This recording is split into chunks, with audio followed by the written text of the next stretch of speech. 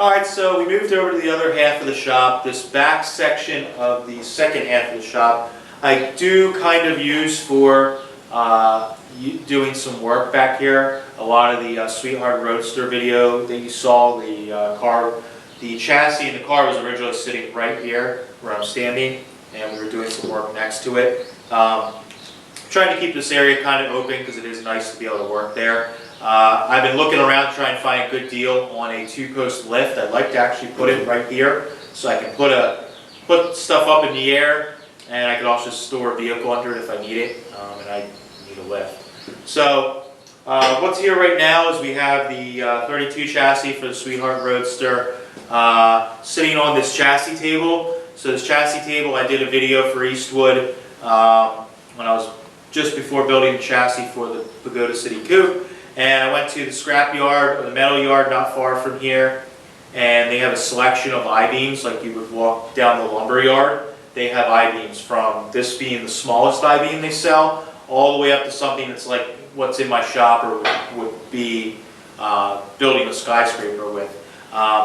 So I bought a bunch of I-beam from them, some tubing and everything else. I think I had a little under 500 bucks into all the material, and we did a video on assembling and welding up the chassis table.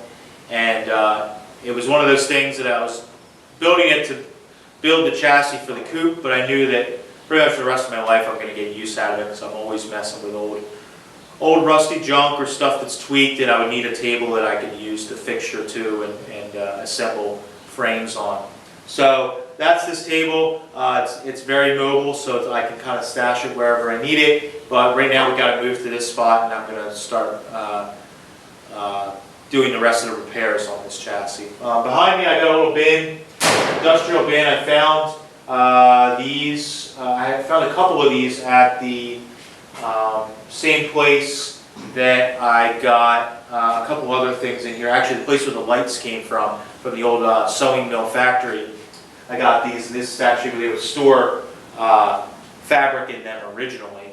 And I gave one to my friend Mike Phillips that has Phillips Hot Rod Custom, because he actually spotted it when we went there one time and said that would be great to put stock in, metal stock in.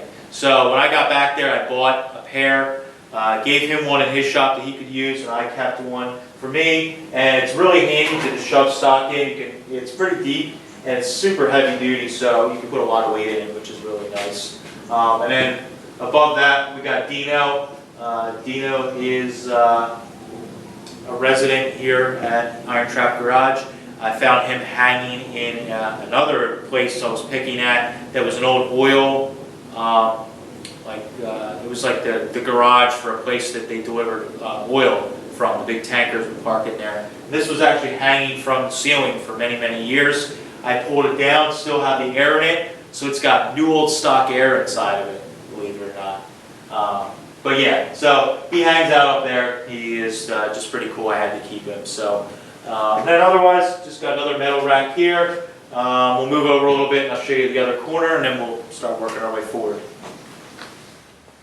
Okay, so this is the other corner in the shop. You can see probably the edge of the Sweetheart Roadster here. We moved this over, the body over, once I got the sub rails all done. We lifted the body up, Mike and I, and set it on stands. And now we got it next to the chassis, so I can kind of work on the two of them together in this corner. Behind me I just have another, some more 32 grills / parts. And I had the rack. This shelving unit was also in the shop when I moved in, and I kind of was lazy and didn't feel like taking it down or getting rid of it, so I just moved it to this corner and started stacking it with parts for future builds / my hoarding collection here. So I have all my old speed equipment and parts and doodads and trinkets and who knows what else that I buy at estate auctions, sales, flea markets, whatever else I dig up. This is kind of the fun stuff. So when I'm putting the car together, I got a car that I'm going to be building in my head. Probably something on this rack is for one of those cars, whether I build it now or 50 years from now. at least I have the parts, stuff's not getting any easier to find, so that's how my brain works at least, and that's what I tell people to try and make me sound sort of sane. So this collection is growing all the time. I have a storage area where I keep a lot of my other stuff, parts that I have hoarded. I only keep the stuff here that I'm using for a project that I'm building, or stuff that, like this, that I just want to display. So yeah, that's this stuff. And this corner, just some metal stock in the back that I just have set up, not very organized, but I keep all my sheet metal, big sections back there in the back behind me. So now we'll move up to the side slash the front section of the shop and show you a little bit of that.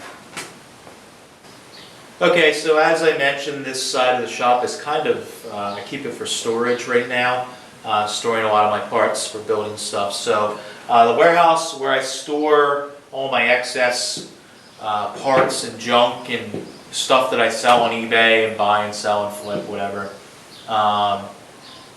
I had one of these left over there, so I brought one of these pallet racking here to the house so that I could build and go up with my storage. So this shelf here has all of my rusty Model A parts and junk and patch panels and whatever else. This is stuff that I might have taken off of a car, and even though it's really rusty, I have it sitting here until I make a patch panel. I use it for a pattern and I toss it. Some of it is new replacement panels, a little bit of everything in here.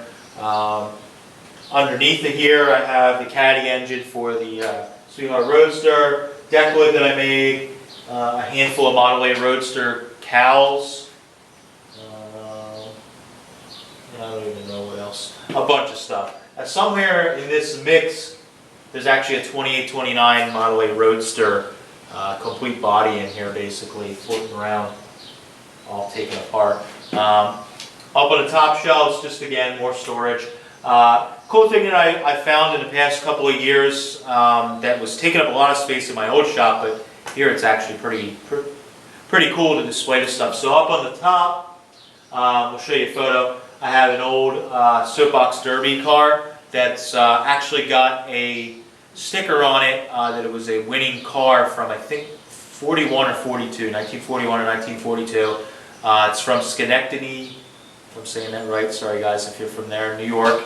And it's hand painted and just really cool. I bought that actually at the Carlisle swap meet last spring for really cheap. It's got a killer look to it. So I got that up on the top shelf with some other stuff.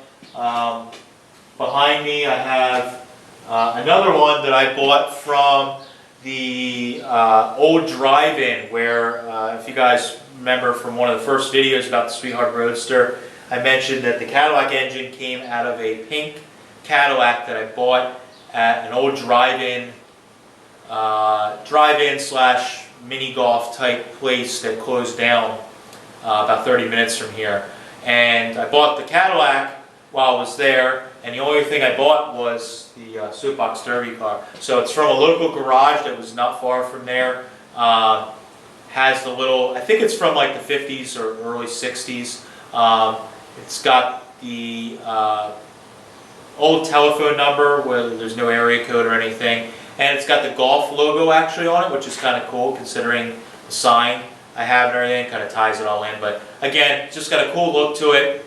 I bought it for, I think I paid a little bit less, maybe $100 less than I paid for that whole entire Cadillac I paid for that thing.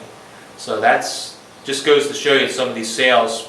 People would rather buy an old Soapbox Derby car than buy a complete 52 Cadillac with everything on it. So I made out well. I think that day I ended up spending much less than $1,000. And I got a complete Cadillac and a cool Soapbox Derby car. So that's this corner of the shop. I got a blast cabinet hidden back there. A lot of my front axles and stuff like that is stashed back there for when I need them. But otherwise, yeah, it's just storage of stuff. It's always ever changing.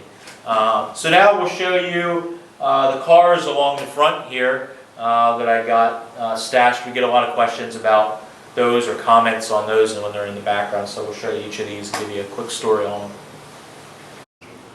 Okay, so the front of the shop here, we don't show this section all that often, but this is the front of the storage side of the shop. This car over here is a 52 Chevy Style Line. It's a four-door sedan. It is a Style Line, so it has all the chrome trimmings and all that good stuff on it. It's also 235 with a Power Glide, original Power Glide car, which means that it was I believe if my memory is correct, it's the first year of hydraulic lifters for Chevy. I found this car, I used to live not far from here across town. I found this car like 2 or 3 miles from my old house, sitting in a garage. A friend of mine that I went to high school with and used to skateboard with, he hit me up one day and said, hey, I got my father-in-law has this old car sitting in his garage and you can barely see it, there's stuff all over it, and I know you like old cars, you should go check it out. So I went to look at it, the guy didn't really want to sell it, and I had to talk him into it, but it was the same family since new. So his grandfather, the guy was about my father's age, his grandfather bought the car brand new, drove it for a little while, and then his dad actually bought the car from his grandfather, and his dad was the one that loved this car. He babied it. He told me stories how he would be washing it like every week in the driveway, and he was stashing all kinds of parts away, and he was just very manic about this car, about keeping it clean, keeping it maintained. And the car is about, I don't know, I'd say about 70% original paint.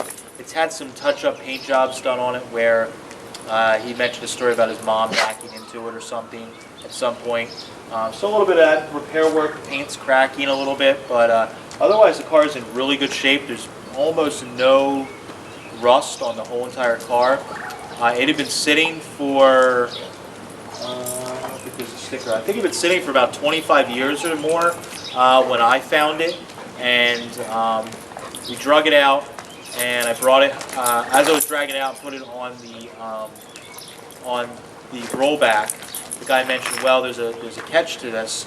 You have to take all the parts that come with this car. Parts? What do you mean? It's like, oh, my dad collected parts for it. Everywhere we went, whether it was a junkyard or a swap meet or a car show, he would buy something for the car. I went into another room and there was a whole, I'd say a full pickup truck load or more of parts for this car. There was new old stock trim, new old stock parts, there was used stuff, there was an extra transmission, there was an engine in pieces, there was this insane amount of stuff. So I took all of that, of course, I was excited. Got the car home, I had it running in probably, I don't know, a week maybe, if that, a couple nights probably. And really all I had to do was put a condenser in it, and I had to jumper the neutral safety switch. And the thing basically, that's all it needed. So for a number of years, I was driving this thing daily in the summer, taking it to work every day and cruising it around and driving it quite often. And I don't know if it was last year or the summer before, I started having a little bit of problems with I think some oil broke loose in the engine, some like caked up oil that was somewhere inside of it, and started having some issues with low oil pressure. So I did a old school fix on it, that you run an external line back up into it. And then I started having some problems with it misfiring, and I think a head gasket started leaking on it. So I haven't driven this thing too excessively in probably a couple of summers. So one of my goals this summer is to try and figure out, get this car repaired and get it back on the road, because it's really great to drive. I have the car, it's fairly stock. The only real stuff I've done is I put a straight exhaust on it, all the way back. I put a set of later Chevy hubcaps on it, some wide white walls. I cut the springs in the front. I think it's like just old school lowering way. I think I took a couple, 2 or 3 dead springs out, coils out of it. And then in the back I put some drop blocks in and took out a leaf or two to give it that kind of tail dragger look. And then the last thing I did was I got a set of reproduction old metal shades in the back that I think are pretty cool, and it just gives it just a cool little tail dragger, mild custom kind of look to it. Perfect for something that I can just drive around and isn't so modified or crazy that I have to worry about it. So just cruise it around. So I'm going to start driving this thing again here soon. Next to it is probably the most unique vehicle that I own. This is a 1942 Ford panel truck, or some people call them step vans, but it's a panel truck. This thing is 90% original, 99% original to how it was built originally. So this is kind of, this is a commercial truck. So these things, for anybody that's not familiar with the old commercial trucks, how they worked, here in Boyertown where I live, there was a factory that built these, and then there was another factory where this one was built in York, Pennsylvania. And basically these two factories, they would get a cow, running gear, and chassis and everything with nothing after the firewall. And you would basically call up if you had a business or if you had one of the fleet of trucks, and you'd specify what you wanted, what the height of the box was, the length, what type of seat, how it was outfitted on the inside, etc., etc. This truck, and to mention, most of the boxes were all built out of wood, and then they were skinned with metal, which is pretty neat. So a lot of these didn't last very long because the wood rots if the truck sits outside for any length of time, and the truck just goes downhill from there. This truck, a guy I know found this at an estate auction not far from here. It was in a car collection, and they didn't really advertise this thing very well. It was overshadowed by a lot of really nice higher dollar cars. He bought it for pretty affordable, and I was freaking out when I first saw it because I wanted a panel truck, or originally I wanted like an International Metro, but I saw this thing, I was freaking out, wanted it so bad, but I couldn't afford it when he was selling it. Another guy that I got to know in New Jersey bought this thing, and he sat on it for a year or two and just never really got around to doing much. I think he got it, he put a bunch of parts on it, messed with it a little bit, but he never really got it going too much other than just kind of looking at it and showing it to people. Then he wanted to get rid of some stuff. He was thinning the herd, so I agreed to buy this in a Model A, old Model A stock car body and chassis from him. And he delivered this to me, drug it back to my house. I had the thing running in, I don't know, a day or two. And I basically went through and did a mechanical kind of, I don't want to say restoration, but a going through. All the brakes, all that stuff. I had to build a new gas tank from scratch because it's this huge gas tank. It's mounted to the side of the frame rail underneath of the floor, custom for this truck, and it was all rotted out. So I cut that all apart, saved a few pieces, made a copy of it, and hung it up underneath. So the truck, after I got the gas tank built and everything, got it on the road. The truck was pretty much exactly what I was looking for, I just didn't know it. It's an original flathead V8 car, original flathead V8 truck, and had the engine in it.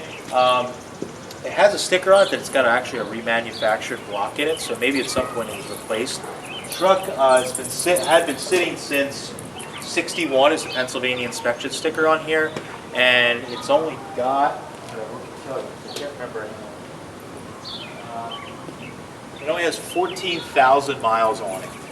This was a butcher truck, so the cool thing about this truck is when I got it, it actually had a whole entire refrigeration unit in the back, and it actually had a sliding door in it where they would keep the meat.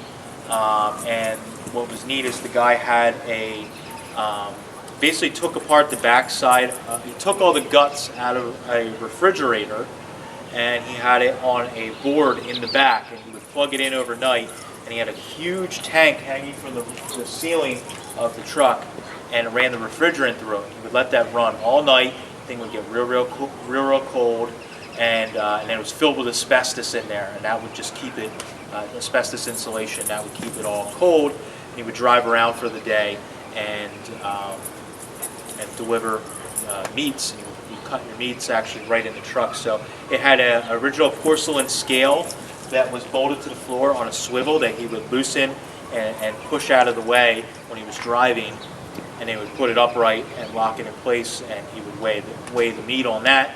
And then there was a little table with a cash register drawer and a butcher block that was behind the seat that he could spin around and cut the meat and put it on the scale. And basically, you know, it's a mobile butcher service. So he was probably doing deliveries. The truck is all hand lettered. That's from Dillsburg, Pennsylvania. and he was probably doing deliveries. I did a little research on the business, and the gentleman that owned it originally owned the business, and the only thing I could really find was some old newspaper ads where he had a butcher business in the local farmers market in Phillipsburg. And then I did do some more tracking. I think he ended up opening a Studebaker dealership in the early 60s, which kind of makes sense because this was last inspected in 61. So he probably closed the butcher business or slowed down on it, and he opened the Studebaker dealership, which anybody knows about history of cars, that didn't last very long after that. Yeah, it's pretty cool that it has all the original hand lettering. That really got me. It's got a cool shape to it for what it is. For being an old box truck, it's got a really nice shape to the box, which I thought was really cool. Out of everything I probably own or drive, this is probably the one that gets the most offers anywhere I go for people to try and buy it. But I don't really have any interest in selling it. It would have to be some insane number that no sane person would pay, and even then I would probably turn it down. This thing's so fun. It's my swap meet hauler. I cleaned out the whole back of all the asbestos and everything. I throw my parts in it. I take it to swap meets. If I'm going somewhere to buy old parts, I bring the truck with and pick up old parts in it and just use it. The thing is awesome, and it always gets looks, especially when you're driving down the highway with both the doors open.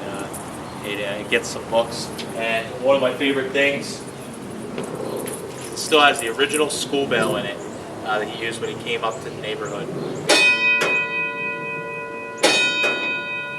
So under the hood, there's an old school bell with a hammer on it, and it's got a little loop hook to it, and you pull it, and that's the sound he would have made when he's coming up to deliver fresh meats. So this is the meat truck, and this thing's awesome. So we'll move on to the next couple vehicles, and then that's it. All right, on to the last final section of the shop. This is the front half of where the fab area and everything is back there, where I do most of the work.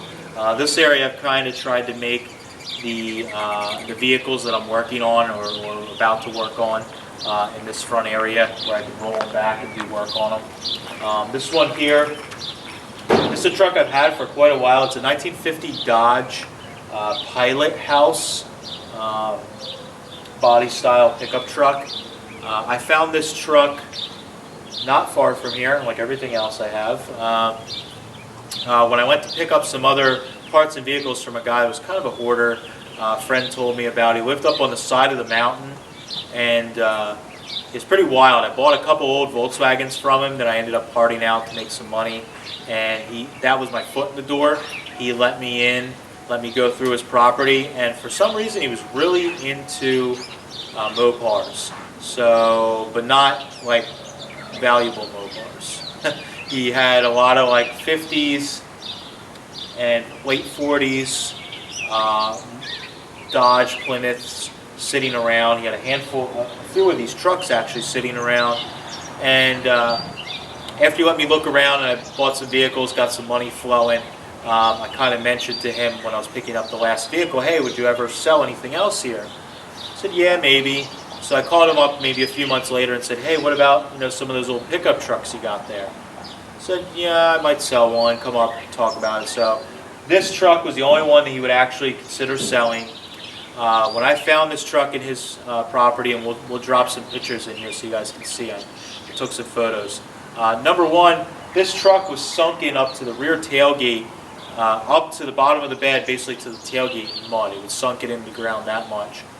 The other thing was this truck was filled with trash. So when I bought this thing, pretty much sight unseen, the cab was filled all the way into the inside with trash.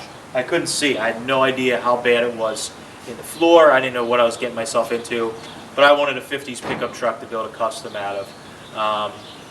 So when I came back to pick up the truck after I gave a deposit, he had cleaned all the trash out of it, luckily for me. And we were ready to drag it out. I got a guy I know that has a local junkyard and likes old cars. He came up with his rollback, because I wasn't going to drag it onto a trailer easily, and he drug it out of the mud. We put it up onto his rollback to get it home. And the only thing that made it a little more difficult was this guy had free roaming horses. I think he had a cow, dogs all over the place, but they were all kind of getting in the way as we were trying to jockey this thing out of there. And he had one real friendly horse that was just roaming around, looking at you, getting in the way, and it was kind of crazy up on the side of this mountain. I drug this thing out of there. I paid $500 for it originally. About the only thing that's really left on it that's original is the cab and the front sheet metal. That's pretty much it. It's sitting on an S10 chassis. I did a bunch of videos at Eastwood on this truck from when I first got it up through most of the process. And we were trying to do something that was cheap. I wanted to get guys that were my age or younger that are on a strict budget and maybe can't afford to buy something and build it the expensive way, getting a prefabricated chassis or something that has a modern chassis, whatever. So we got I think I spent $200 on an S10 at off Craigslist, put it underneath, made new body mounts, etc., bagged it, chopped it a couple inches, I don't even remember anymore, but I chopped it at the post and I actually took some out underneath the rear windows, so all of the windows are about the same height, and just did tons of custom work to it. We built a bed from scratch. I didn't like the Dodge bed. It kind of had almost like trailer fenders, so we did a bed from scratch on it, which was pretty cool. Running boards from scratch, seat from scratch, etc., and just all kinds of crap. It's got a Chevy 350 engine and trans underneath of it, crate engine and a brand new transmission. It does run. The big problem with this truck, why it hasn't gotten further, I always get people giving me crap, which you should give me crap on it. When we were doing videos on it on Eastwood, I was always trying to do a video that was something big, get something big done so you guys could see big steps in the process. What that did is it did a disservice to me because everything got finished like 70 or 80% of the way, got it done enough that it looked decent, we could finish the video and move on to the next thing. But what that's done for me is it's left me with all of the crappy, not fun work that isn't very gratifying left on the truck, like doing gaps, adjusting hinges, just fitting stuff a little better that wasn't permanent, etc., etc. And I've really stalled out on the truck over the years. When I took it home, my old shop was too small. I couldn't really work on it very easily, so I didn't get much work done on it. So now that I got this new giant shop and I'm kind of settled in, once I get the Coop on the road, I'm going to start spending the time that I used to spend on the Coop getting it further along. I'm going to spend it on this truck and try and get back on and get it fine-tuned, refine some of the work that's on it that I did 5, 6, 7 years ago, and hopefully at least get the thing on the road. Might not be painted, but at least if I can get this thing on the road, it'll give me some more motivation to keep working on the truck, because right now it's kind of just a big shelf and it needs to be something done with it. But yeah, this truck we nicknamed Pile House. Pilot House is the body style, but this thing was a pile of crap when we got it, so we called it Pile House, and the name stuck, and that's what it's been called ever since. So we'll hopefully be doing some more work on this thing here soon and giving you guys some updates on this, which I know a lot of people ask about when I talk to them that know me for any time. So that's Pile House. Next to it is the one we've done a bunch of videos you guys have watched on Tuesdays, this is the Pagoda City Coupe. This car I bought the body at Macungie. There's 2 shows in August in Macungie, which isn't far from us. And I bought this at the swap meet at Macungie. I think it was the first one in early August. And we were walking the swap meet, and I kind of saw everything, and a guy rolled in kind of late with this body on the trailer as I was standing at the front gate. One of my friends that was with me knew I was looking for a better body than the body I bought from the guy that the meat truck came from, and he said, "Man, that's the one, you got to buy it." Just so happened I had sold a car or a body or something like 2 days before. I had a bunch of money in my pocket, walked over. Thing was probably the best condition Model 8 body you'll find on the East Coast, and we made a deal. I bought it. he explained to me that the only reason he was selling it is he was diagnosed with cancer, unfortunately. He was a fabricator, really nice guy, and he gave me a fair deal on it, and he agreed to tow it to Eastwood, where we did a bunch of videos on channeling it, building the chassis, etc., etc. And you know, the car is now nearing the end phase. It's pretty much together and ready to go. I learned recently that unfortunately the guy I bought it from passed away from cancer, which is real sad to hear. And I know somebody that knew him, and I'm going to try and get a hold of his wife and maybe bring the car over and let her see it, because I think it would be cool to get her to see that. So, neat car. Lived his whole life in Berks County is what he told me. He bought it from a friend, and the car apparently had been Berks County, which is right around here, his whole entire life. The Pagoda is a staple in Berks County. It's in Reading, which is sitting next to us. It sits up on top of the mountain. It's one of my favorite landmarks in the area. So I decided to call it the Pagoda City Coop, and the name stuck, and here it is. Thing's awesome, and I can't wait to do burnouts and drive it around. So that's all I got for the quick shop tour. I hope this gave you guys a little bit more on what's in the background, what I got going on in the shop. As we do some updates on the shop, you know, add in some stuff, we'll shoot a little video for you guys showing that stuff. But hopefully you guys thought some of this stuff was interesting. I do. I love it when I walk in here, and I love spending time in here. That's all I got, guys. I'll catch you next time.